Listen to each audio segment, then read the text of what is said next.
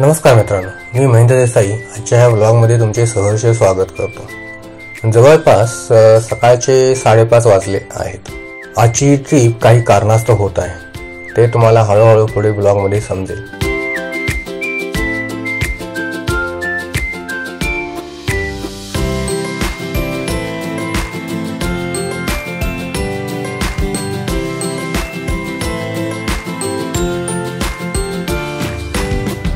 आजचा हा पहाटेचा जो सीन आहे हा खूपच सुंदर दिसत आहे।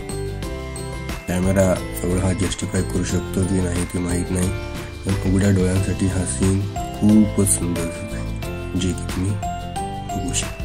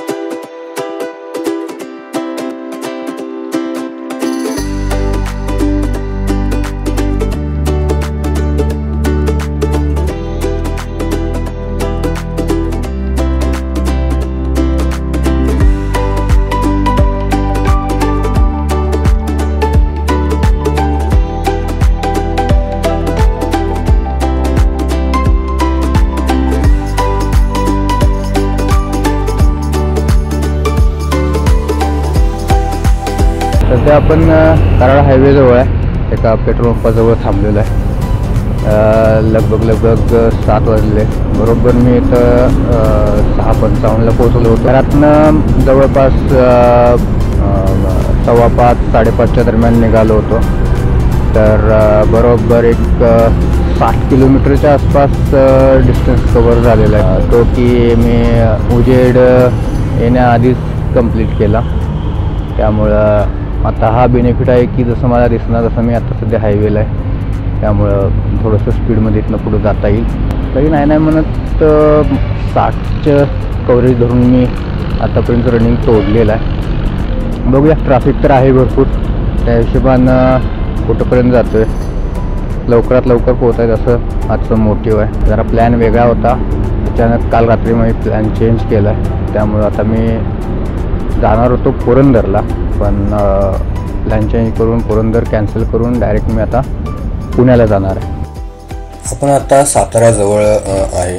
आतापर्यंत आपण 110 किलोमीटरचे अंतर कव्हर केलेलं आहे। हा जो पुढे सीन दिसत आहे हा खूपच सुंदर दिसत आहे, जणू की दोन्ही डोंगरांच्या मधून ही वाट जात आहे।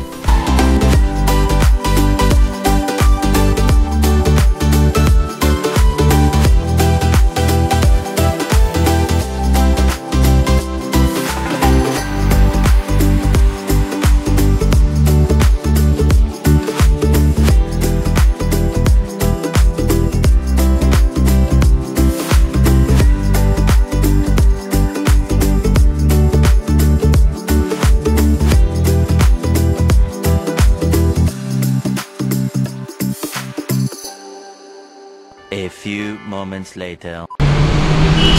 आता आपण सातारा सोडून जवळपास 20-1 किलोमीटर पुढे आलो आहे।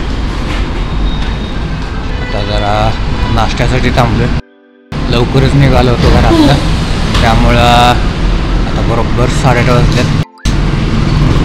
नाश्त्यासाठी ऑर्डर केलेली आहे. आता नाश्ता येईल आता एवढ्या खायचं आणि पुढचा रस्ता आपण आपला कंटिन्यू करायचा. टोटल आज मी 130 किलोमीटर्स कवर केलेलं आहे आत्तापर्यंत. सकाळी जवळपास 5:15 ते 5:30च्या दरम्यान घरातून निघाला असेल. खूप थंडी वाजायला लागल्या. बघितलं तर मी डबल जर्किन घातले तरी पण थंडी काय थांबून झाल्या वाजायची. गाडी बसल्या एवढं काही वाटत नाही, पण पायाला लई घात लागायला लागले.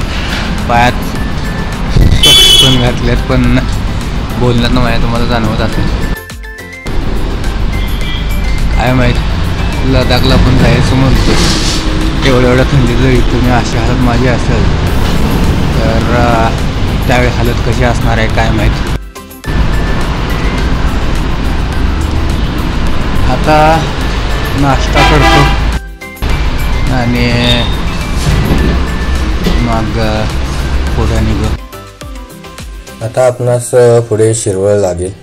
शिरवळ नवले ब्रिज करत करत वाकडला आता पोचायचं आहे.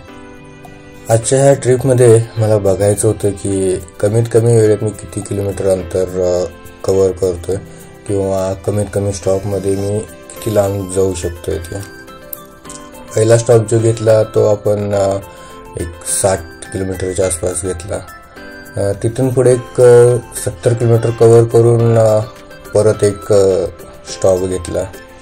पहिल्या स्टॉपला जवळपास एक 10-15 मिनिटाच्या आसपास थांबलो असेल आणि जो मी दुसरा स्टॉप घेतला तो जरा मोठाच घेतला. एक अर्धा तासाच्या आसपास तिथं थांबलो होतो.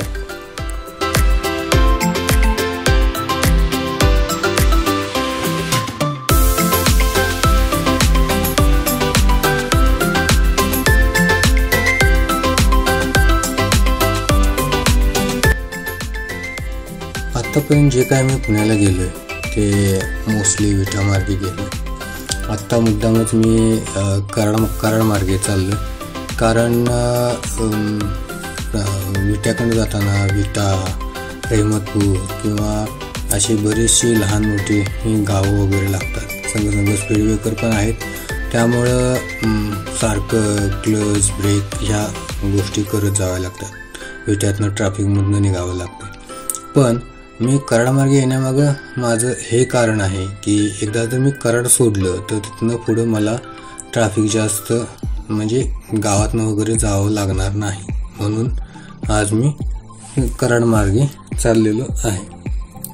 आणि तसं जर बघितलं तर गुगल मॅपवर तर विटामार्गे आणि कराडमार्गे असं काही लई जास्त डिफरन्स दाखवत नाही. 1 ते 2 किलोमीटरचं अंतर जास्त दाखवते कराडमार्गे. मागच्या वेळी ज्यावेळी मी विटामार्गे गेलो होतो त्यावेळी बरोबर 238 किलोमीटर मला तासगाव ते वाकड हे पडलेलं आहे. आता कराडमार्गे चाललो आहे तर किती पडतंय ते पण आपणाला कळेलच. कराडपर्यंतचं आत्तापर्यंतचं अंतर मी एक 1.5 तासात कवर केलेलं आहे. टोटल ते 60 किलोमीटरपर्यंत झालेलं आहे. हे सगळं अंतर मी अंधारात कवर केल्यामुळं मला गाडी जास्त तिथं पळवता आलेली नाही. आता कराडापासून पुढचं अंतर मी किती वेळात कंप्लीट करतो की मला किती ब्रेक घ्यावे लागतात हे मलाही समजेल, जेणेकरून जर मी कोणती जर लॉंग ट्रिप किंवा लॉंग जर्नी एखादी मी काढायचीच म्हटलं तर मी एका दिवसात किंवा कमीत कमी स्टॉपमध्ये कमीत कमी वेळात मी किती लांब जाऊ शकतो हे मला समजेल. खंबाटकी बोगदा हे आपण आता पहिल्यांदाच खंबाटकी बोगद्यातून चाललो आहे. म्हणजे माझं शूटच पहिल्यांदा करतोय खंबाटकी बोगद्यातून जाताना. ह्याच्या आधी ह्या बोगद्यातून 2-3 वेळा मी प्रवास केलेला आहे. हा बोगदा खंडाळा आणि वेलगावच्या बरोबरमध्ये येतो. जवळपास 1 किलोमीटरच्या आसपास असा हा बोगदा आहे.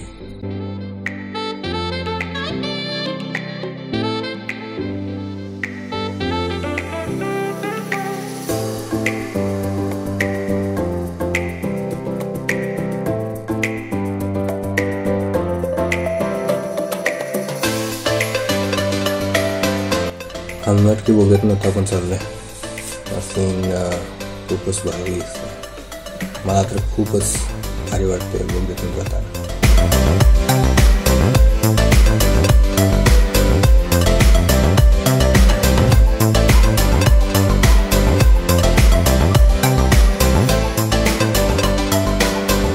A few minutes later.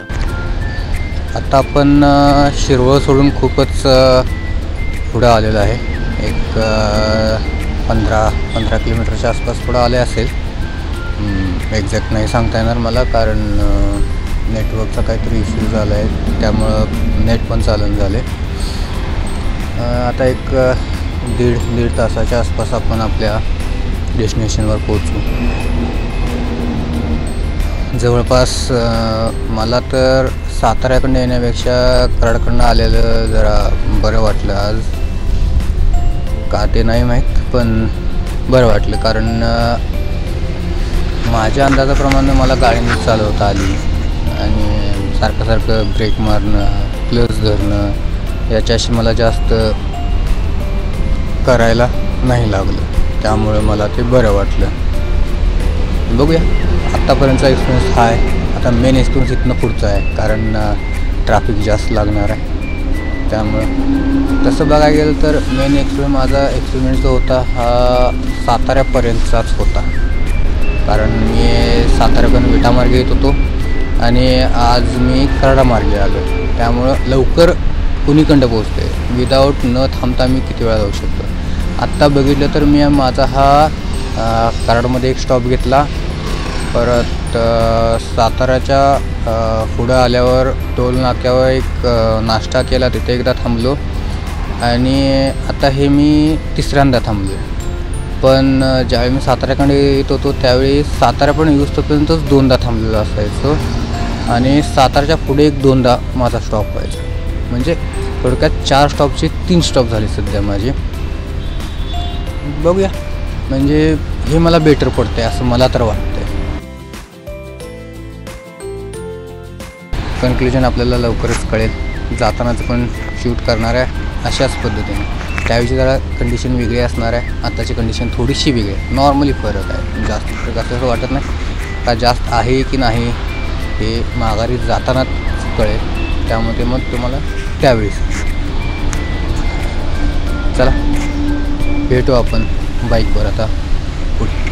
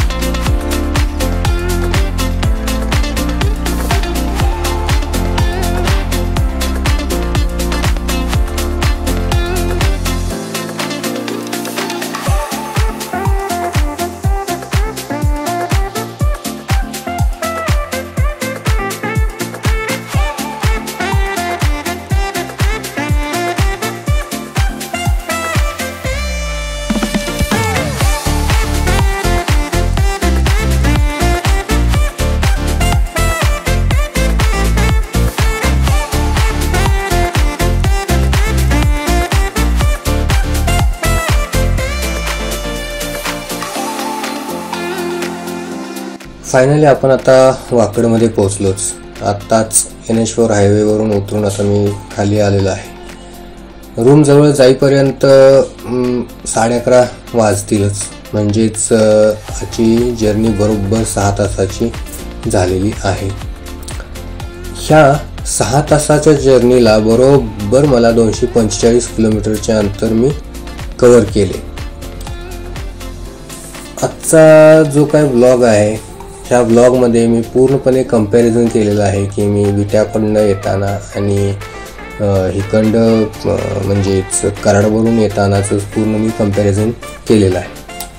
हे comparison as it is same मी पुढच्या व्लॉगमध्ये पण करणार आहे, जे की मी पुण्याहून रिटर्न तासगावला जाताना होणार आहे, ते परवा दिवशी करणार आहे. मग दोन्ही व्लॉगचं एकत्रित कन्क्ल्युजन जे काय आहे ते तुम्हाला पुढील व्लॉगमध्ये नक्कीच समजेल. हा जर व्लॉग आवडला असेल तर लाईक, शेअर, सबस्क्राईब नक्कीच करा आणि हां, कमेंट करायला विसरू नका.